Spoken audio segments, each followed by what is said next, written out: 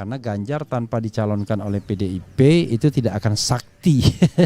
Kesaktiannya di Partai Demokrasi Indonesia Perjuangan.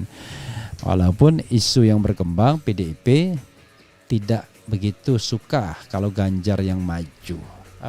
Perilaku oligarki atau perilaku orang-orang yang berkuasa itu tidak mau ada yang namanya sirkulasi elit dengan cara yang beradab dan demokratis, tetapi bagaimana caranya mematikan kaki-kaki para pesaing di tahap awal ya, atau paling tidak mereka punya kunci untuk melakukan bargaining dengan orang-orang yang nantinya bakal terpilih atau orang-orang yang harus ditundukkan masanya.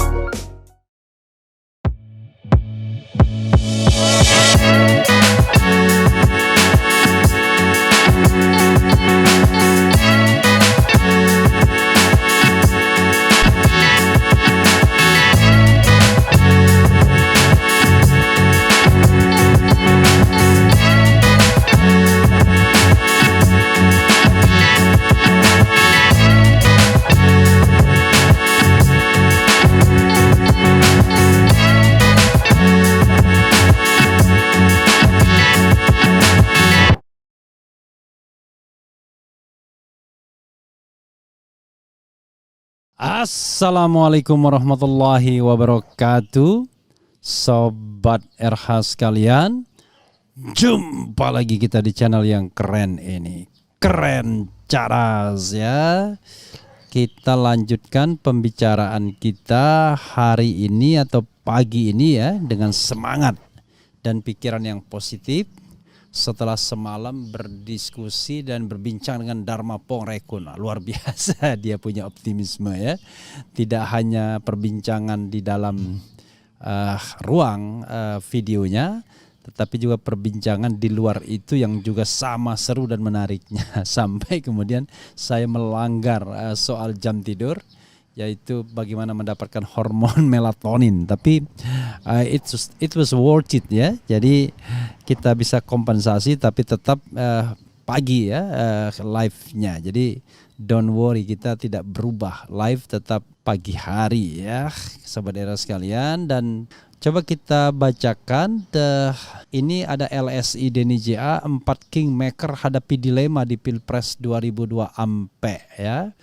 Coba kita bacakan dan kemudian kita analisis kenapa mereka menghadapi dilema.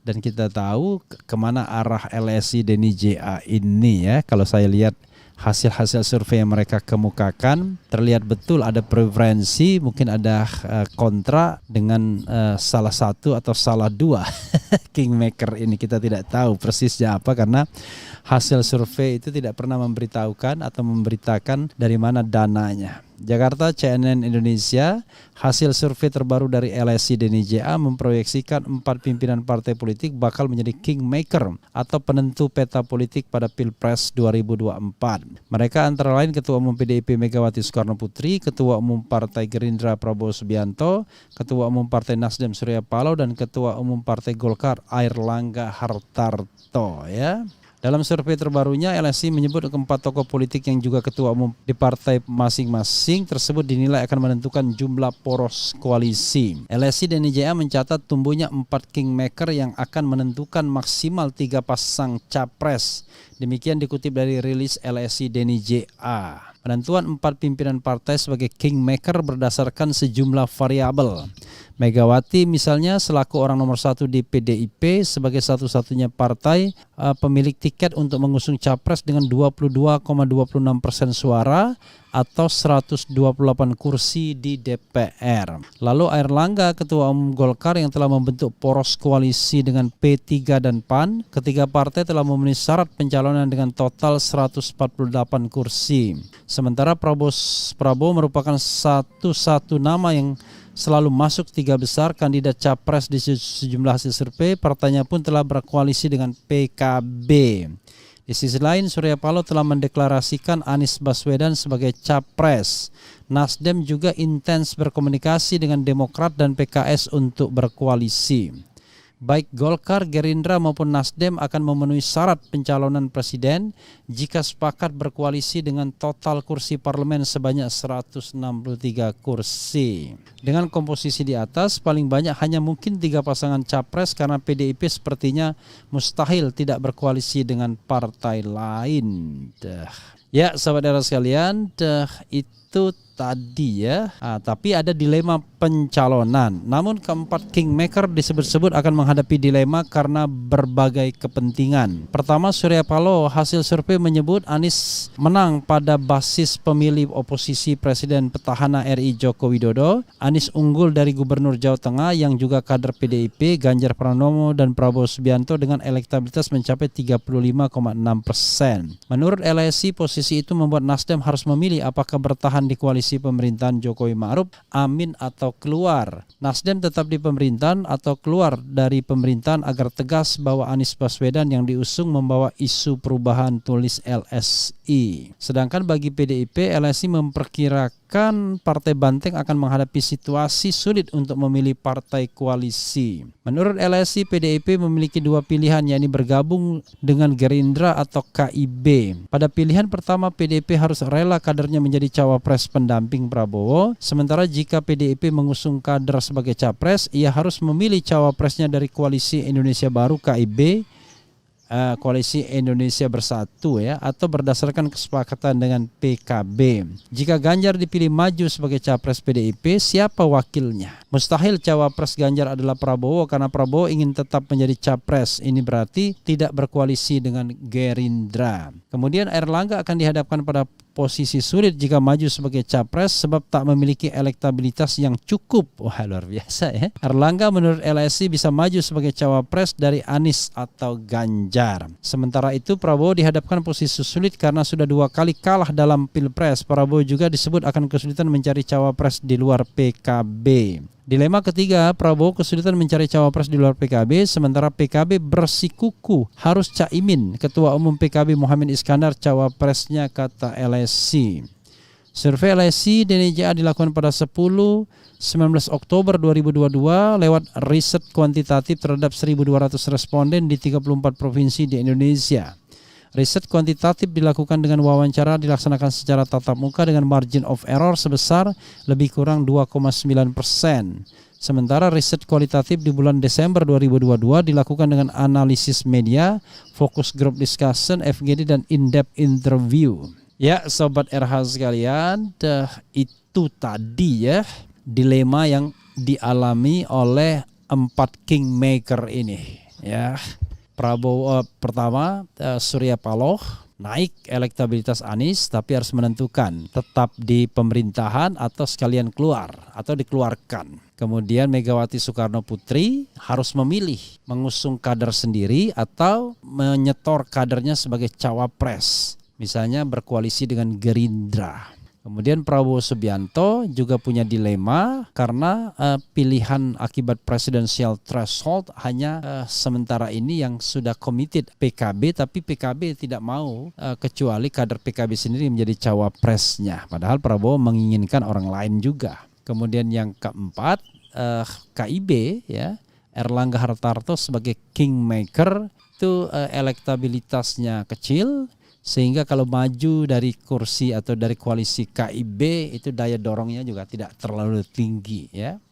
Jadi ini ada 4 dilema bagi kingmaker ini. Hanya memang pertanyaannya adalah, betulkah Erlangga Hartarto kingmaker? Apakah sesungguhnya ternyata kingmakernya bukan di Erlangga Hartarto tapi di Presiden Jokowi sendiri. Dan tentu orang kuat di samping Presiden Jokowi adalah Luhut Binsar Panjaitan. Jadi sesungguhnya kingmaker kubu KIB itu adalah Presiden Jokowi dan Luhut Binsar Panjaitan, bukan Erlangga Hartarto. Salah satu analisisnya begitu. Jadi kingmaker itu tetap 4 ya. Megawati bisa dianggap sebagai queenmaker ya karena dia perempuan. Prabowo Subianto bisa dianggap juga kingmaker dan Surya Paloh bisa dianggap sebagai kingmaker. Nah, satunya adalah slot istana yang untuk sementara ini menunggangi punya vehicle, yaitu Koalisi Indonesia Bersatu yang terdiri dari Golkar, PAN dan PKA dan P3 yang notabene bisa dipegang lehernya ya at any time. Jadi itu gambarannya Sobat Era sekalian. Nah sekarang ya persoalan yang agak sedikit pelik sebenarnya adalah Istana sendiri. Istana itu mau kemana? Apakah PDIP mau gabung sama KIB untuk mencalonkan Ganjar Pranowo, ataukah PDIP ingin menggandeng partai lain untuk menyetor cawapres Puan saja? Jadi pilihan PDIP itu antara Ganjar dan Puan. Kalau Ganjar bisa dicalonkan sebagai calon presiden dan mungkin kerjasamanya dengan KIB, Koalisi Indonesia Bersatu, di mana wakil presidennya mungkin Erlangga Hartarto atau sosok lain, atau juga Ridwan Kamil, whoever. Tapi presidennya Ganjar. Tapi kalau dia menggandeng atau digandeng Gerindra, maka dia menyetor wakil presiden Puan Maharani untuk mendampingi Prabowo Subianto. Kita lihat ya Sobat Era sekalian, kemana arah koalisi ini. Nah sekarang untuk Anies Baswedan sepertinya ya it seems itu sudah kuat lemnya tiga partai ini, Nasdem, PKS dan Demokrat. Karena untuk Demokrat dan PKS harusnya mereka tidak punya pilihan lain sebagai partai oposisi. Entah kalau tawarannya luar biasa yang membuat AHY goyang, kemudian PKS goyang dan lain sebagainya. Prabowo masih tanda tanya 50-50 karena dia bisa ditelikung ketika PKB mengatakan tidak jadi berkoalisi, maka dia akan kehilangan lawan koalisi dan dia tidak bisa standing alone. Ketika tidak bisa standing alone, maka Prabowo Subianto bisa memilih bergabung dengan kubu Anies Baswedan atau bergabung dengan kubu PDIP Megawati. Hanya memang posisi tawarnya tidak lagi sebagai calon presiden tapi calon wakil presiden. Tapi apakah dia mau atau tidak? Nah, this is the question. Jadi kalau dia bergabung dengan kubu Anies, maka mungkin dia punya pilihan menjadi Anies Prabowo. Kalau bergabung dengan kubu Istana plus PDIP, bisa menjadi Ganjar Prabowo. Ini menarik ya Sobat Era sekalian, seandainya memang Megawati Soekarno Putri mau mencalonkan Ganjar, karena Ganjar tanpa dicalonkan oleh PDIP itu tidak akan sakti. Kesaktiannya di Partai Demokrasi Indonesia Perjuangan. Walaupun isu yang berkembang PDIP tidak begitu suka kalau Ganjar yang maju. Karena ada alasan-alasan yang tentu tidak elok kalau diungkapkan. Alasan-alasan yang ya personal relationship dan lain sebagainya ya, yang kadang-kadang membuat politik kita adalah politik saling sandra. Kenapa seorang tokoh tidak bisa moving forward, tidak bisa terus mengerek atau membawa masanya? Karena tadi politik saling sandra yang merupakan politik politik kotor, politik purba di Indonesia ini. Karena perilaku oligarki atau perilaku orang-orang yang berkuasa itu tidak mau ada yang namanya sirkulasi elit dengan cara yang beradab dan demokratis, tetapi bagaimana caranya mematikan kaki-kaki para pesaing di tahap awal ya, atau paling tidak mereka punya kunci untuk melakukan bargaining dengan orang-orang yang nantinya bakal terpilih atau orang-orang yang harus ditundukkan masanya. Jadi kita akan lihat ya sebagai calon presiden apakah Anies punya kelemahan yang bisa dieksploitasi, apakah Ganjar punya kelemahan, apakah Prabowo punya kelemahan yang semuanya bisa ditagihkan, bisa dieksploitasi sehingga mereka tidak bisa moving forward, tidak bisa bergerak lebih maju lagi. Tentu untuk membela kepentingan rakyat dan akhirnya ujung-ujungnya kepentingan oligarki lah yang akan dimenangkan. Nah, mudah-mudahan tidak terjadi ya dengan siapapun yang menjadi presiden di 2024. Tidak menjadi alat atau boneka atau antek dari oligarki. Sobat, kita baca komentar Sobat Era sekalian terkait dengan hal ini ya. Kemarin kita ada melemparkan polling ya. Mana yang Anda percayai dari pernyataan ini? 36.000 yang voting ya, KPU netral dan independen, KPU tidak netral dan tidak independen, tidak tahu, tidak menjawab 5% saja yang mengatakan KPU netral dan independen, sementara KPU tidak netral dan tidak independen itu 91%. Nah, coba kalau kita nanti buat juga polling yang terkait dengan Bawaslu, mana yang Anda percayai? Bawaslu itu netral dan independen, atau Bawaslu tidak netral dan tidak independen, ya, atau tidak tahu. Oke, sobat semuanya, kita bacakan ya komentar Sobat Era terkait dengan isu ini ya. Pastinya isu yang menarik untuk dibahas lebih lanjut karena Kingmaker ini masih menghadapi dilema. Oke. Pak Anies Baswedan gak tuh berani dan bersemangat terus, rakyat semakin bergelora walaupun tanpa partai gelora. Terima kasih sudah menghadirkan pemberani Pak Dharma Porengkun, dialah yang menjadikan kami berani 2019. Nyimak, Assalamualaikum, pagi juga Bang Refli, semangat ya. 0% itu berdaulat, merdeka, setuju ya. Assalamualaikum Bang RH, Sidoarjo selalu menyimak. Udah bolat pilihan tuh RI 2024. Kayak negara ini milik mereka aja, kontribusi ke rakyat nol, ya itulah ya. Kemudian Bismillah Bang RH, semoga Indonesia ke depan lebih baik. Satunya kata dan perbuatan kunci Indonesia jaya, amin. Kemudian rakyat cuma jadi penonton, nyimak aja Bang. Oligarki tadi ya, videonya bersama Jenderal Dharma. Bang, mana videonya bersama Jenderal Dharma? Tinggal di searching saja Sobat Era sekalian ya. Buka Refli Harun ya, kemudian dicari tinggal ya. Karena banyak keluhan dan mereka tidak menerima notifikasi dari RH Channel ya. Oke. Oligarki tetap di Indonesia ini terlalu banyak orang yang berambisi menjadi pemimpin, tidak bisa menjadi presiden ya, menjadi pemimpin partai setidak-tidaknya bisa ikut mengendalikan sebagian masyarakat. Semua ini politik cerdas dari seorang Prabowo Subianto. Balikin, balikin Indonesia seperti dulu lagi, balikin, balikin, bebas threshold. Ini lagu slang yang diplesetkan ya. Bang Refli, sebenarnya adakah cara jitu agar ambang batas PT 20% bisa dirubah menjadi 0%? Kok sepertinya rakyat Indonesia tidak memiliki kekuatan apa-apa untuk hal ini? Kuncinya ya untuk melawan oligarki, termasuk oligarki yang mempertahankan 20% hanyalah gelombang rakyat.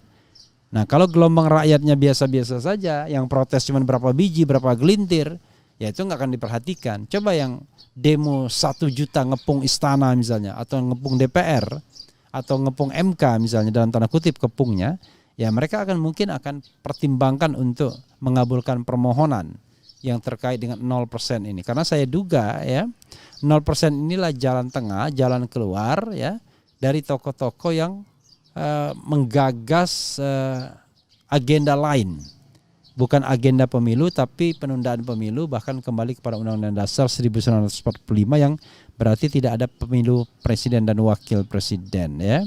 Jadi kalau misalnya mau menghilangkan presidensial threshold ya so easy, tinggal keluarkan perpu dan itu cukup 1 hari saja, karena kan tinggal menghapuskan ketentuan presidensial threshold dengan pasal-pasal lainnya yang relevan, ya sudah selesai.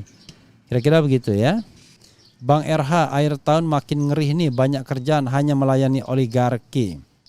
Kalau nggak bisa memimpin Indonesia ya jangan ambisi ya. KPU sudah banyak di booking oleh oligarki, sulit 0% terwujud karena saat ini pengusaha superpower. Ya, jadi sekali lagi saudara sekalian ya, sontoloyonya Mahkamah Konstitusi adalah mempertahankan presidensial threshold yang sudah jelas-jelas tidak demokratis, menyebabkan pilpres itu hanya berputar di antara 4 orang tadi ya, yang katanya Kingmaker tadi. Bayangkan, masa urusan pilpres hanya urusan Surya Paloh, urusan Megawati, urusan Airlangga Hartarto, dan urusan urusan Prabowo Subianto, Airlangga Hartarto, kemudian Megawati Soekarno Putri dan Surya Paloh. Jadi 4 orang itu saja, yang lainnya tidak ada. Kalaupun ada ya tambahannya Jokowi dan Luhut Binsar Panjaitan. Masa cuma urusan 6 orang itu saja? Mau tambah lagi ya AHY dan PKS ya. PKS tidak 1 orangnya. Masa urusan, atau SBY misalnya. Masa cuma urusan mereka-mereka saja? Jadi 4 oligarki itu plus Jokowi, LBP dan SBY. Padahal ini negara besar. Masa rakyat tidak bisa menentukan ya akibat sontoloyonya putusan Mahkamah Konstitusi. Jadi mereka jelas-jelas tidak menjadi the guardian of the constitutions, the guardian of democracy, tetapi menjadi the guardian of oligarchy ya. Jadi penjaga oligarki ya. Unfortunately sangat disayangkan ya. Itu saja Sobat Era sekalian, kita akan bahas tema selanjutnya. Wassalamualaikum warahmatullahi wabarakatuh. Ciao. Assalamualaikum warahmatullahi wabarakatuh. Sobat Era sekalian, jumpa lagi kita di channel yang keren ini. Keren jadas ya. Jadi Sobat Era sekalian, ini menarik ya kalau kita mau menganalisis soal siapa yang mau jadi Queen dan Kingmaker di 2024. Tapi sebelumnya, kenapa kemudian King dan Queenmaker dibutuhkan? Karena sederhana, lagi-lagi karena presidensial threshold yang 20%. Dengan presidensial threshold 20%, maka hanya akan ada maksimal 4 calon dan sangat mungkin 3 calon dan bukan tidak mungkin juga cuma 2 calon. Makanya King dan Queen makernya yang itu saja. Jadi tidak lebih dari ya Jokowi, Luhut Panjaitan, Megawati Soekarno Putri, Surya Paloh, kemudian JK, Prabowo. Di sini nggak ada JK-nya di gambar ini ya. Nah, ini menarik Sobat Era sekalian untuk kita analisis satu demi satu ya. Siapa saja yang punya potensi atau sudah bergerak untuk menjadi King dan Queen maker. Nama yang kita harus sebut pertama adalah Megawati Soekarno Putri. Jadi Megawati Soekarno Putri dengan jumlah kursi 128 kursi PDIP, maka dia punya kemewahan untuk bisa mengajukan calon presiden dan wakil presiden tanpa harus pusing-pusing berkoalisi dengan partai lain. Maka Megawati jelas dia Queen maker. Soalnya adalah apakah Megawati akan mencalonkan kadernya sendiri? Apakah akhirnya dia ingin mencalonkan kader orang lain? Terpaksa ya, karena kader sendiri barangkali dianggap tidak loyal atau yang dianggap loyal itu belum terlalu moncer. Maka kemudian Sobat Era sekalian, tidak heran sebagai jagoan PDIP, Puan Maharani ternyata membuka diri tidak hanya kepada Prabowo, selama ini sering disebut Prabowo Puan, tetapi juga membuka diri kepada bahkan surprise Anies Baswedan. Jadi ada skenario Anies Puan atau Puan Anies, tapi kita akan lihat. Tapi yang paling realistis for the time being adalah Anies Puan dan Prabowo Puan. Itu satu, Megawati sebagai Queen maker. Lalu nama berikutnya yang kita harus juga kita lihat ya, the Queen maker adalah Prabowo Subianto. Kenapa Prabowo Subianto? Selain sebagai the Kingmaker, dia juga sebagai calon presiden. Beda sama Megawati hanya bertindak sebagai the Queen maker atau Queen maker. Prabowo sejauh ini sebenarnya mapan diisukan akan katakanlah berpasangan dengan Puan Maharani. Maka pasangan Puan dan Gerindra itu didukung oleh kursi yang sangat lumayan banyak, yaitu 78 tambah 128. Jadi 78 tambah 128 kira-kira ada 206 kursi. Ya benar ya. Kalau 70 saja itu 98. Jadi ditambah 206 kursi itu more than enough untuk menjadi calon. Tapi ketika ada konstelasi Anies Puan, Sobat Era sekalian, rupanya sepertinya Prabowo mulai goyang.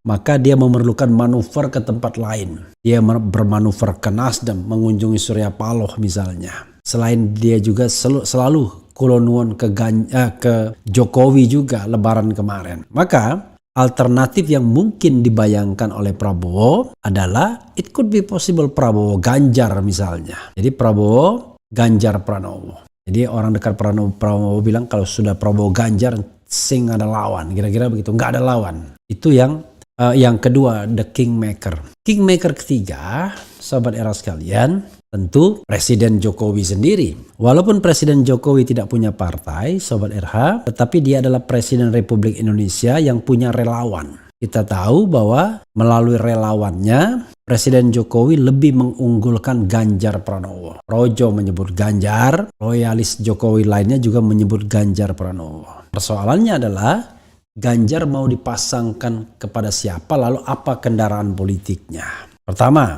kendaraan politik dulu. Seandainya perbedaan antara PDIP dan Presiden Jokowi tidak bisa dijembatani, Ganjar Pranowo ditolak oleh PDIP misalnya, kemudian tetap dipaksakan untuk dicalonkan, even Juniwan misalnya mengatakan PDIP bisa pecat Jokowi dari partai tentunya kalau membangkang misalnya, tapi tetap saja ia ingin mengajukan Ganjar Pranowo. Maka kendaraan politiknya bukan bukan PDIP tentunya. Kendaraan politik Ganjar Pranowo yang sering-sering disebut orang adalah it could be possible, misalnya golongan karya, Partai Golkar, tapi tentu saja sejauh mana komitmen terhadap Erlangga. Kalau Erlangga tidak committed misalnya, maka bisa jadi dia akan tergusur atau digusur misalnya, karena skenario itu selalu ada. Atau kalau misalnya KIB, poros Koalisi Indonesia Bersatu, Golkar, PAN, dan P3 mau dipakai oleh Ganjar, maka itulah kendaraan bagi Ganjar Pranowo. Maka selanjutnya pasangan Ganjar yang paling mungkin adalah Erlangga Hartarto sendiri sebagai bagian dari koalisi itu dengan saham terbesar, atau nama lain yang mulai dimanja, ya, diberikan kesempatan untuk mempopulerkan diri, yaitu Erick Thohir misalnya. Atau bisa juga Andika Perkasa. Tapi jangan lupa, Andika Perkasa punya bargaining position saat ini karena dia Panglima TNI. Tapi begitu dia pensiun, Desember nanti kita tidak tahu apakah karir politiknya akan moncer atau tidak. Jadi yang paling aman adalah barangkali Erlangga Hartarto sendiri sebagai Menko Perekonomian dan Erick Thohir sebagai orang yang terus-menerus mempopulerkan diri. Nah, itu kingmaker ketiga, yaitu tadi saya katakan Presiden Jokowi. Kingmaker keempat yang tidak bisa kita sepelekan juga adalah Surya Paloh. Sobat Era sekalian, Surya Paloh bergerak juga rupanya.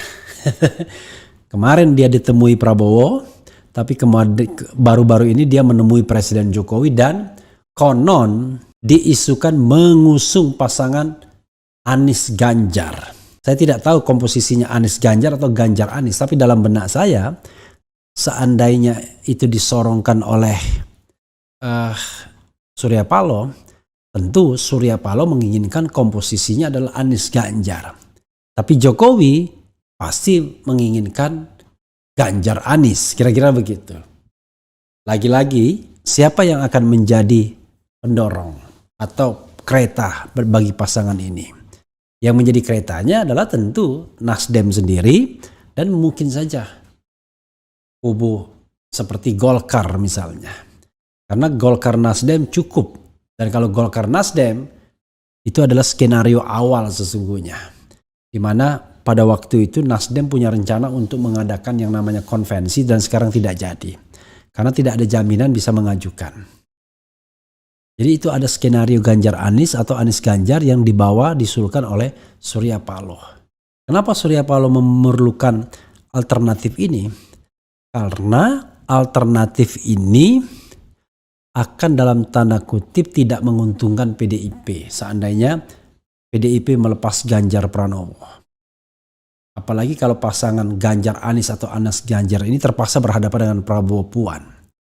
Maka kalau seandainya pasangan ini menang, maka jelas kingmakernya adalah Jokowi dan Surya Paloh. Nah, berikutnya sahabat Era sekalian, kingmaker yang harus kita pertimbangkan juga adalah Yusuf Kalla. Yusuf Kalla tidak menjadi wakil presiden lagi, tetapi perannya sangat penting. Kartu as, kartu jagoannya sama seperti Surya Paloh, Anies Baswedan. Makanya dia mendekatkan Anies dengan Puan. Sehingga dengan kemampuan komunikasinya dia bisa berkomunikasi kepada Megawati sehingga ada muncul nama Anies Puan misalnya. Di mana skenario Anies Puan ini skenario yang pasti tidak disukai oleh Surya Paloh. Karena Kalau Anies Puan, queen makernya adalah Megawati dan king makernya adalah Jokowi. Maksud saya Yusuf Kalla. Saudara sekalian, terakhir the last but not least, king makernya dengan terbatas calonnya adalah SBY. SBY hanya menyorongkan AHY sebagai calon wakil presiden. Ya, walaupun sekarang barangkali calon presiden ya, tetapi realistisnya calon wakil presiden. Dan sebenarnya yang paling ideal bagi AHY adalah dia berharap bahwa ada koalisi non istana plus Nasdem, yaitu Nasdem, PKS dan Demokrat menjagokan Anies AHY. Karena itulah skenario awal yang dibuat. Rupanya perkembangan politik begitu dinamis, ada alternatif sampai Anies Ganjar atau Anies Puan atau Ganjar Anies misalnya. Jadi saudara sekalian, luar biasa perkembangan politiknya. Maka kemudian SBY tetap sebagai kingmaker, tapi dengan pilihan yang sangat terbatas, hanya menyodorkan AHY saja. Jadi itulah kira-kira sobat era sekalian, nama-nama queen atau kingmaker kita.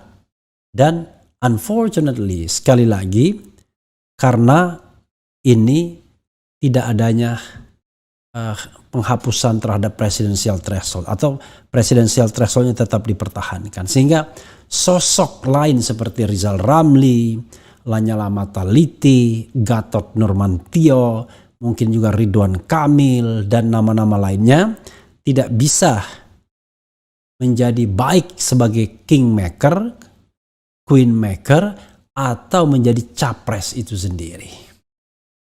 Sahabat sekalian, politik kita masih politik oligarkis, masih politik yang tidak partisipatif, masih politik yang tidak demokratis. Oke, sobat RH sekalian, coba kita bacakan komentar sobat RH terkait dengan itu ya. Oke.